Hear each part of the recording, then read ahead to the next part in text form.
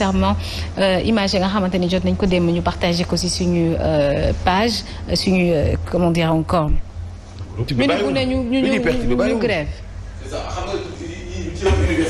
li ñuy perte bi bariwul. mais boo gisee ñu koy dénoncé. bu dem bi dafa beesul. fan yële Guédiawaye dafa am ñu xam. Guédiawaye Rufisque la même chose. mais amoon jëm ñaari daaw dañu ko bàyyi mu jàll étudiants yi doon demandé pour ñu eggale travaux yi ñu ko entamé ci université bu Amadou Mahtar Mbow. travaux yi dañu ko entamé amuñu fu ñu jàngee ñu lakk dóor leen fa ay lacrymogène ba ñu daanu fa di xëm loolu laa ni intervention yi bala ñoo dem nañu xam ne seen frère la ñuy fekki. dafa kii quoi c'est répétitif quoi. moo tax ñu dénoncé ko. ñaxtu ñu leneen lu dul dañu bëgg a jàngi ñun ñëpp wax nañ ko seen droit lañ doon laaj dañu bëgg a jàngi quantum horaire bi seen grève bi jàngalekat yi dafay impacté si ñoom Mamadou Fofana wax na ko gis nga muy jàngalekat waa santé gis nga ñooñu dañ leen war a respecté ak les forces de l'ordre dañ leen war a respecté ñu nekk si dans de bonnes conditions surtout côté traitement salarial yooyu nga xam ne ñu ngi koy laaj parce que bu réew amee jàmm am wér-gu-yaram xale yi jàng réew moom avancement am day yomb mais fii ay jàngalekat ngay gis ñoom ñooy taxaw di ñaxtu ne dañoo bëgg ñu teg ñu si yii condition et puis wax nañu dëgg ñoom boo amee benn niveau bi yow niveau bi nga am ak ki nga xam ne moo nekk si état bi am même niveau bi yow mën na laa fay ñaari yoon ñetti yoon loolu la ñuy laaj mais léegi peut-être niñ koy laaj ak grève yi bari yi moom la xale yi ne nag loolu ci boppam moom mënatul muñ examen day jot résultat yi bon ñu ne xale yi ñoom ñoo jàngatul alors que ne ñaata temps lañ def si classe yi ñaata temps grève totale la waa l'intersyndicale bi décrété nee nañ vendredi jot nañ def ba pare war a def marche le 17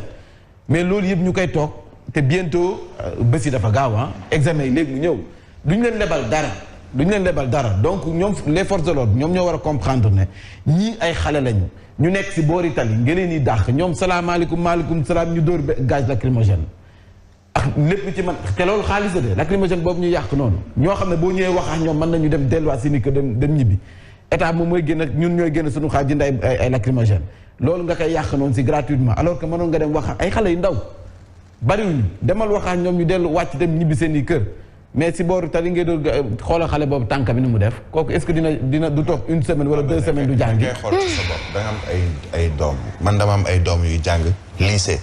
kii di def BFM kii war a def 4e imaginer ñooñu nga jël ay lacrymogène sànni leen te ci ñoom am na ci koo xamee ni pour mu noyyi bu normal problème la. asthmatique am na fa. ak yeneen ak ñeneen ñun bu ñu ko xoolee ci suñuy doom am na loo xam ne duñu ko rafetlu ci ilaa yawmi diin. ndax da nga am ay njaboot yoo xamee ni ils pouvaient se retrouver et ils vont peut-être sax se retrouver dans la même situation léegi bi yan mooy conséquences yi. on ne peut pas cautionner la violence fu mu mën a jógee muy police muy gendarmerie am na ci ay étapes yooyu mën a jaar d'abord pour xool nan la ñuy def ba fay daay bi mu bañ a am benn conséquence ci ay xale waxtaan ak ñoom seet kan moo ci seen leader wala seen meneur seet nooy négocier ak ñoom xëpp leen sax xaw leen ragalloo ak yooyu mais à un moment il faut quand même savoir raison garder mais la responsabilité elle est partagée c'est l'État du Sénégal c'est le ministère de l'Éducation nationale c'est le ministère des Finances ce sont les enseignants ndax xale yi li ñuy ñaxtu mais je suis très d'accord mënoo ñëw yow Fofana ngay jàng comme man waaye privé nga ne sama professeur bi lay jàngal grève ci sama école publique ñëw dem jàngal la yow nga ëppale ma niveau alors que ñun ñoo yemandoo bu ñuy war a duggee ci jàng. aja kon Yacine. dañuy ñëw ñu jàll ci xibaar yi faram fàcc ko ànd see Hadj Mansour Birahim Diagne Touré Mamadou Fofana ba suba. mën nañu dem gannaaw ba mu nuyoo sama mbokki mool yi. Yacine foo nekk. non dama doon déglu rek waxtaan bi intéressant. ayca ñu nuyu baasam mbokki mool yi nga xam ne ñoo nekk si géej gi jamono ji ñu ngi ñuy seetaan te foofu lañ ñuy seetaanee seen portable si biir géej gi nuyu nañu leen bu baax. ayca Yacine kon dañ koy door wax yéen a kaay groupe des médias la tribune dafa ñëw ci la nga xam ne moom mooy xeeñ sa Médina ak Tëngéej nee nañ foofu ñu ngi des di xaar résultat yi ba léegi ndax nag waa gëm sa bopp dañoo jàpp ne fii si diwaanu Ndakaaru di Médina ñoom ñoo fa am ndam sa Tëngéej it ñu ngi toog di xaar résultat yi ba léegi nee nañu na mu yéexee ni daal la si xeeñ neexul benn yoon te du ñu nangu mukk ñu jël li nga xam ne moom mooy résultat yi am na ñu koy doxalee taf yëngal gi loolu la ñuy bañ nañ génn résultat yi kii gagné ñu xam ne gagné na et puis ñu jàll ci leneen ñu dem foofee sa diwaanu Touba Serigne Fallou Mbacké moom la muy ñaax maire Abdoul Ahad Ka moo di mu démissionné ndax bulletin blanc yi ci boppam bu demee ba ëpp liste Benno Bokk Yaakaar bi loolu dafay firndee ne kon askan wi bëgguñu la kon nag démissionné Saliou Samb moom nag mënees nañu wax ne moom la ñu yóbbuwaat ci président conseil départemental bu Mbour yéenekaay bi ñëw si Birahim Seck ñëw ci sunu maire yu yees yi nga xam ne ñu si ëpp waa Yewwi Askan Wi lañu ñoom nee na nag faw bu ñu demee ba toog si jal bi ab faw ñu jàppale leen ci li nga xam ne moom mooy liggéey bi ndax ñu si bëri pour la première fois ñuy toog si maanaam yor poste yu ni mel ñu jàll ci Yewwi Askan Wi mu mel ni kon nag candidat Yewwi Askan Wi foofee sa Thiès nee nañu du ñu bàyyi mu sedd mukk ndax nag seen ndam bi rawatina ñoom Babacar Diop Ousmane Diagne Birame Souleye Diop Mamadou Djité ñoom nee nañu seen victoire bi xel xalaatu ñuy xulli ñu koy ruppi seen loxo loolu nag buñ ko bëggee rek def bi boo ñu xam ne kon nag seen bakken lañu sa gar foofee sa diwaanu Thiès waa Yewwi Askan Wi position boobu la ñu jël Galoba dafa mel ni kon waa Benno Bokk Yaakaar sa Bawol moom moo leen sauvé Karim Meïssa Wade ci Vox Populi moom dafa ne perte ñu nag ndax nag am nañu ay trentaine de collectivités territoriales yu nga xam ne nii ñoom waa parti démocratique sénégalais ñoom ñoo ko gagné Ousmane Sonko moom dafa mel ni foofee sa bët Saalum réew mi sa diwaanu Casamance dafa mel ni dañ doon jéem a xeex Ousmane Sonko de waaye askan wi ci boppam ñoo tontul Ousmane Sonko ndax nag na mu fa gagné si boppam dafa ëpp doole ba nga xam ne askan wi ci boppam dañoo wan président Macky Sall nekk ñun Ousmane Sonko la ñu bëgg foofee sa diwaanu Casamance. mu mel ni it ñëw na ci li nga xam ne moom mooy waa sàmm jikko yi xeex borom ñaari tur yi ñoom nee nañu nag rassemblement bu mag lañu fëskee ne woote ñaar fukki fan ci weeru février ñu jàll ci li nga xam ne moom mooy Sud Quotidien Yacine Sud Quotidien dafa ñëw ci opposition bi jamono ji nee nañ duñ may dara ndax nag dañu jëm ci ay législatives élection locale yi wane nañu seen bopp samp nañu seen dënd xam nañu fi ñu mane kon nag ñoom nee nañu législatives yi ñu jëm dara du leen téye gis nañ fi ku ci mel ni kon monsieur le maire bu Guédiawaye El Hadji Ahmed Aïdara maître Moussa Diop dañ ko dugal léegi si opposition bi maître Moussa Diop maa ngi gis maître Moussa Diop dafa mel ni wane na boppam de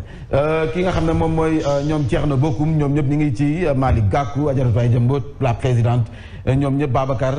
Diop Ousmane Sonko fi mu nekk ni législative lañu jëm lii ñu nemmeeku ci local yi boo mooy moom la ñu nemmeeku sa législative yi ndax nag fëskee nañu am ñoom majorité sa pencum ndawi réew ma daggum garab yi coow la mu jur foofee sa diwaanu Casamance rawatina seen digganteex Gambie yéenekaay bi ñëwaat na si di Sud Quotidien ñu ñëw ci Source A nag dafa fekk si ki nga xam ne moom mooy El Hadji Mahamadou Mansour Diop ci TER bi ba léegi ndax na nee nañu TER bi gis ngeen ba léegi nag ay jafe-jafe lañu si nemmeeku entre ay panne lenteur changement inopiné ak ay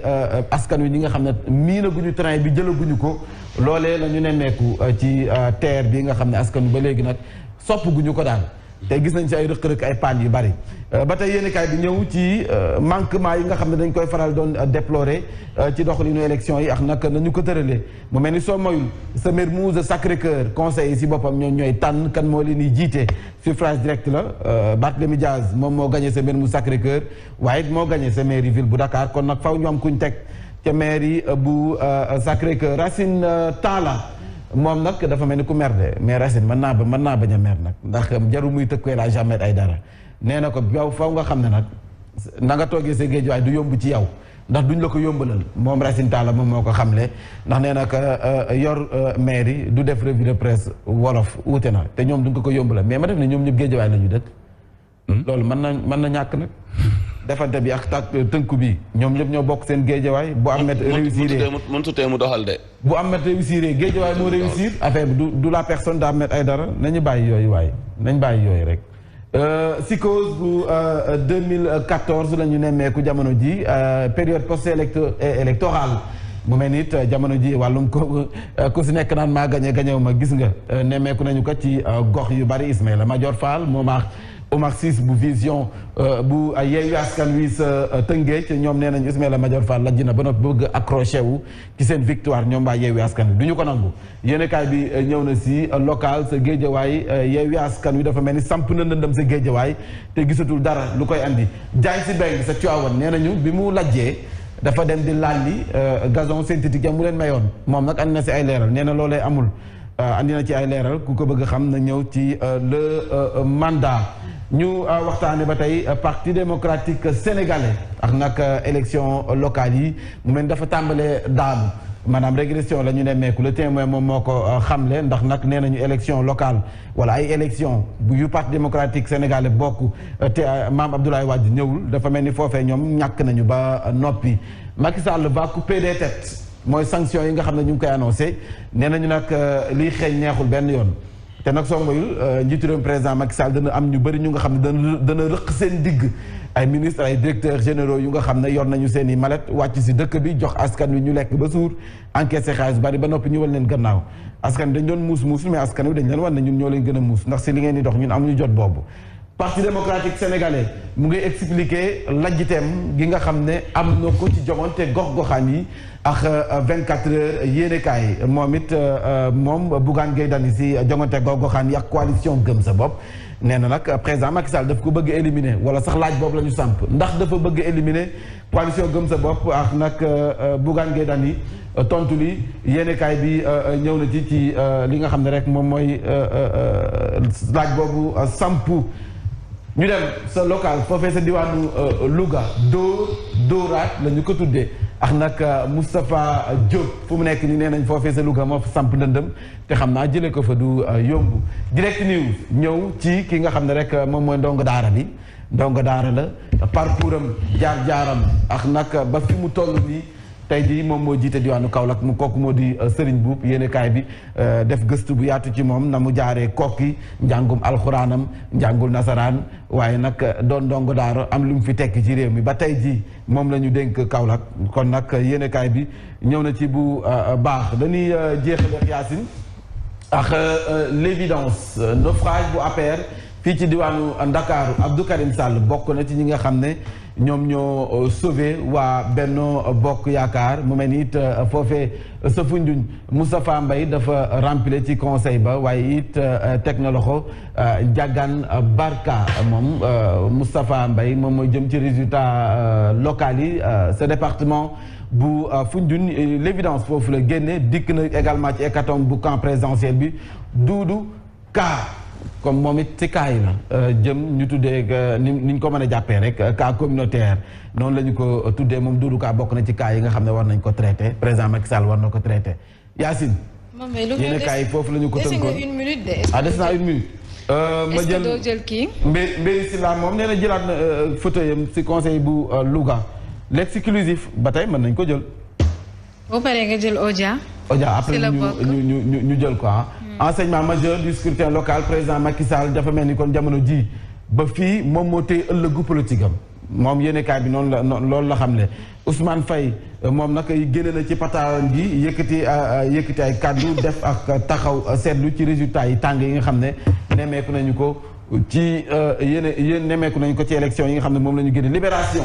Dieynaba Ndiaye moom nag jamono ji dañu ko teg loxo ci ab attaque bu nga xam ne amoon na sa Kër Massar am kër gu sa lakk moom nag di fàttali ni moom nag bokk na ci mu ngi bokk ci Gëm Sa Bopp dañu ko téye di fu mu nekk nii en attendant ñuy xool ni mbir yi mujjee sànq Mamadou Fofana yaa ngi may wax si que man bité pour man moom moo jëloon kaw la. président conseil départemental ñàkk na ko de. moom daf koo ñàkk. loolu la ñu wax daf ci après décompte. tey décompte yi. da koo ñàkk. doy na waat man pour man moom moo téye woon kaw la sax doy na waat. ñu dem ci Odia jeexalee fa ak nag président Macky Sall Marème Faye Sall première dame président Macky Sall dafa dugg rek gars yi di wut foo jaar ku si nekk nag xam nga ne bëri na ci ay ministres directeurs généraux yi nga xam ne fu mu nekk ni mën nañoo jàkkaarloo président Macky Sall ndax nag seen lajjite ga ñu am sa seen gox ñoom ñoo nekk nii ku si mel ni Ismaïla Madior ne ñu koy bokk na ca nee nañu ki nga xam ne mooy Aminata Assome du ñàkk ki nga xam ne moom mooy Omar Gueye ñoom ñëpp nee nañu nag seen lajjite ke fu mu nekk nii ku si nekk yaa ngi ut foo jaar bana jàkkaarloo président Macky Sall wala yet bi daal la kon nag Yacine